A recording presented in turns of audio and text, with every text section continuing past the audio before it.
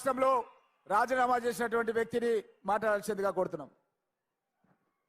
మీ ప్రియతమ నాయకులు మన ప్రియతమ ముఖ్యమంత్రి గౌరవనీయులు ఎల్బున రేవంత్ రెడ్డి గారికి ముందుగా మీ కొడంగల్ ప్రజలందరికీ ధన్యవాదాలు తెలియజేసుకుంటూ వారు రాష్ట్ర వ్యాప్తంగా తిరుగుతూ మీరందరూ రేవంత్ రెడ్డి గారు గెలుపు కోసం కృషి చేసిన మీ అందరు కూడా చేతులెత్తి నమస్కరిస్తూ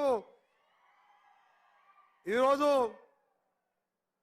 మన ముఖ్యమంత్రి గౌరవ ముఖ్యమంత్రి గారు ముఖ్యమంత్రి అయిన మొదటి రోజు నుంచి రెండవ రోజే మూడవ రోజే మన చెప్పిన కార్యక్రమాలతో చెప్పిన ప్రణాళిక మహాలక్ష్మి కార్యక్రమంగాను దాదాపు నేటికి సమ్మక్క సారక్క జాతర ఇయ్యాలి మొదలవుతుంది.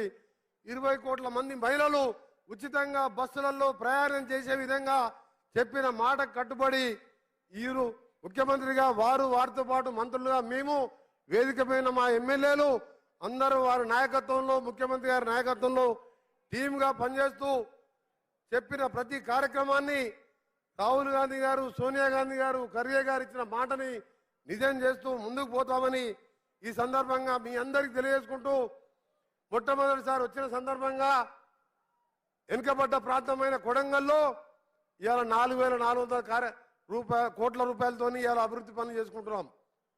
మీరందరూ కూడా ఒకసారి ఆలోచించాలి. వారు శాసనసభలో ఎమ్మెల్యేగా తెలంగాణ కోసం ఆ రోజు గవర్నర్ ప్రసంగంలో ఆ రోజు మేమందరం కలిసి ఏ విధంగా కొట్లాడినో చూసినాం. తెలంగాణ వచ్చిన తర్వాత ప్రతిపక్ష ఎమ్మెల్యే అయినంత మాత్రాన ఇవాళ కొడంగల్ 10 ఏళ్లలో ఎట్లుందో అదే విధంగా ఉన్నది.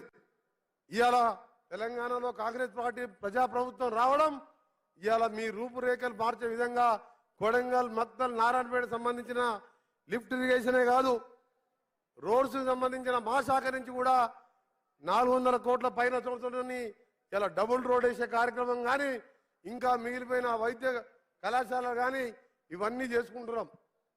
మన దురదృష్టం ఏంటంటే 10 సంవత్సరాలు తెలంగాణ ఇచ్చిన కాంగ్రెస్ పార్టీ ఇవాళ గజ్వేల్ సిరిసిల్ల సిద్దిపేటకే అభివృద్ధిగా నోచుకుంది తప్ప ముఖ్యంగా మహబూబ్నగర్ లాంటి వెనుకబడ్డ జిల్లా నల్గొండ జిల్లా ఫ్లోరైడ్ ముట్టుకుంటే భయం నీళ్లు తాగాలంటే భయం అలాంటి జిల్లాను పక్కన పెట్టిండు.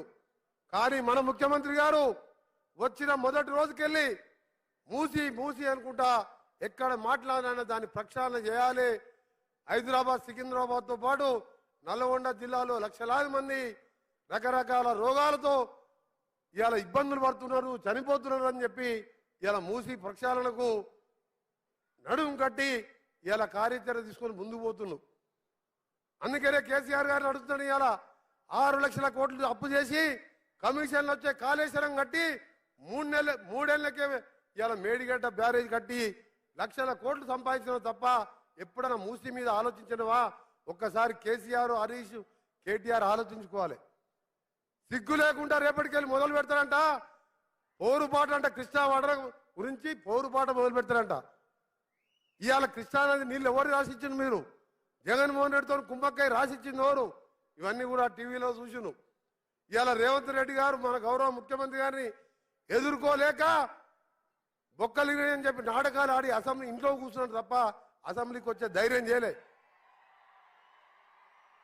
అసెంబ్లీకి వచ్చి మన ముఖ్యమంత్రి గారితో ఎదురుగా మాట్లాడగలుగుతాడా? అంత తెలివి ఉంది ఆయనకు? ఆయనకు తెలివి లేదు. ఆయన చెప్పుకుంటే ఆయనే నేనే చీఫ్ ఇంజనీర్ని నేనే ముఖ్యమంత్రిని ప్రపంచంలో అద్భుతం సృష్టిస్తా అంటే అది 3 ఏళ్లకే కుప్పకూలిపోయింది. అద్భుతం పోయింది. అది పోయింది 10 అయిపోగానే బొక్కలిరిగి కుర్చీలో పడ్డాడు. ఆయన వచ్చి రేవంత్ రెడ్డి గారితో కొట్లాడాలని మొక్కలు లేక హరీష్ రావు ముందు పెడతాడు. హరీష్ రావు దగ్గర ఏమున్నది?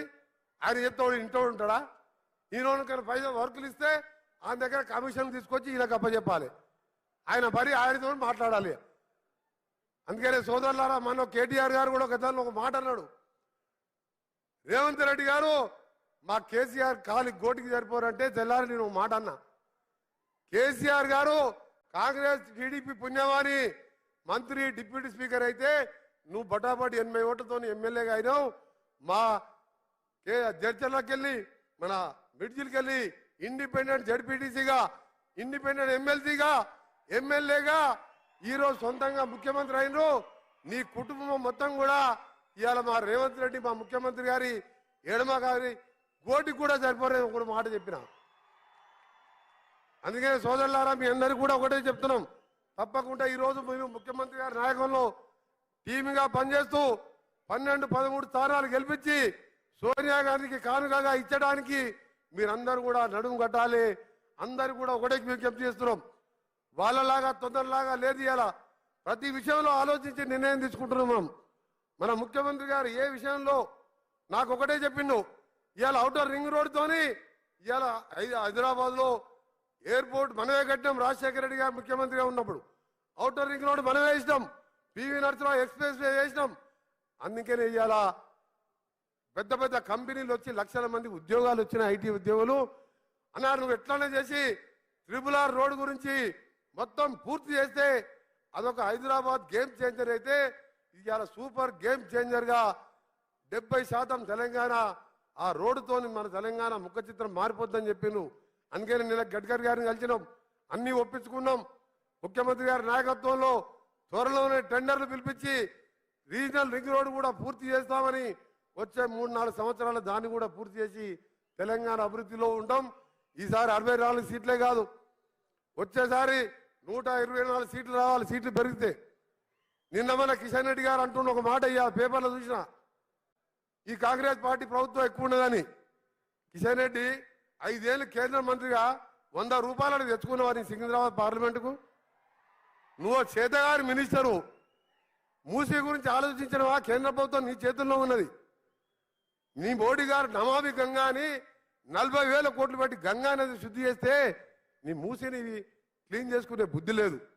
ఆఖరికి ఎందుకు అడిగినంటే మా భువనగిరి కిల్లా మీద రోపే కడతానికి కేసీఆర్ గారు 50 కోట్లు టెండర్ ఇచ్చి ఆయన మోసం చేసిండు. నువ్వు ఒక 200 కోట్లు ఇవ్వయా టూరిజం మినిస్టర్ అని చెప్పి 3 సార్లు తిరిగి గంట సేపు బదిలాడితే 4 ఏళ్ళు అయింది తప్ప 200 కోట్లు ఇవ్వలే. ఆయన మాట్లాడుతున్నారు కాంగ్రెస్ పార్టీ ఎక్కువ రోజులు ఉండదని. వాళ్ళు భ్రమలు అంటున్నారు. టీఆర్ఎస్ పై బీఆర్ఎస్ పై ఆ పార్టీ ఖతమైంది. బీజేపీ అనేది ఉండనే ఉండదు, ఉండేది ఒకే ఒక పార్టీ కాంగ్రెస్ పార్టీ. అది 10 సంవత్సరాలు, ఇది 20 సంవత్సరాలు కాంగ్రెస్ పార్టీ తెలంగాణ ఇచ్చిన పార్టీ అధికారంలో ఉంటాం. మీ అందరికీ ఒకటే కోరుతున్నాం, వాళ్ళలా తొందర లేకుండా ప్రతి ఒక్క పేదవారికి చదువు ఉండాలని ఇవాళ బడ్జెట్లో ఇవాళ మీరు చూసి ఎక్కడ లేని విధంగా 10% ఇవాళ బడ్జెట్లో విద్యాశాఖ కేటాయించి పేదవారికి చదువు అందించాలని ఇవాళ టీచర్ రిక్రూట్మెంట్ కానీ ఇలాంటి కార్యక్రమాలు తీసుకొని పోతున్నాం. అందుకనే నాకంటే ఎక్కువ మీరందరూ ఎదురు చూస్తున్న మీ ప్రియతమ నాయకుడు, మన ప్రియతమ నాయకుడు రేవంత్ రెడ్డి గారు మాట్లాడతారు. మేము ఒక్కటే చెప్తున్నాం, మీ పార్లమెంట్ పరిధిలో మన కొడంగల్లో మీ ఒక్క ముఖ్యమంత్రి మొదటి రాకతోనే 5,000 కోట్లు తెచ్చుకున్నాం. 60-70 వేల లీడ్ వస్తే మళ్ళీ ఒక 5,000 కోట్లు వస్తాయి. అందుకని 60-70 వేల మెజార్టీ తీసుకొచ్చి మీ పార్లమెంట్ మీ ముఖ్యమంత్రికి మన ముఖ్యమంత్రికి మేమందరం అండగా ఉంటాం. కొడంగల్తో పాటు తెలంగాణ ప్రజలందరూ కూడా అండగా ఉంటూ ముందుకు పోదాం తెలియజేసుకుంటూ మరొకసారి గౌరవ ముఖ్యమంత్రి గారి బడి మొదటిసారి కొడంగల్ పేరింటున్నాం రోజు 20 ఏళ్ళకెళ్ళి. ఎందుకంటే రేవంత్ రెడ్డి గారి పేరు ఎప్పుడు వింటాం కాబట్టి అని అలా మాకు మా రోడ్ల శాఖకి వెళ్ళి నిధులు ఇవ్వడం, వారు నన్ను ఆహ్వానించడం నా అదృష్టంగా భావిస్తూ అందరికీ నమస్కారం. Thank you very much. భారీ నీటిపారుదల శాఖ మంత్రులు, సివిల్ సప్లై శాఖ మంత్రులు, గతంలో పిసిసి అధ్యక్షులుగా, అదేవిధంగా మన దేశం గురించి ఎయిర్ ఫోర్స్ లో యుద్ధ విమానాలు నడిపే పైలట్ గా పనిచేసి ప్రజా జీవితంలోనే తన జీవితం కొనసాగించాలని ఈరోజు మన కొడంగల్ ప్రాంతానికి విచ్చేసినందుకు గౌరవనీయులు ఉత్తమ్ కుమార్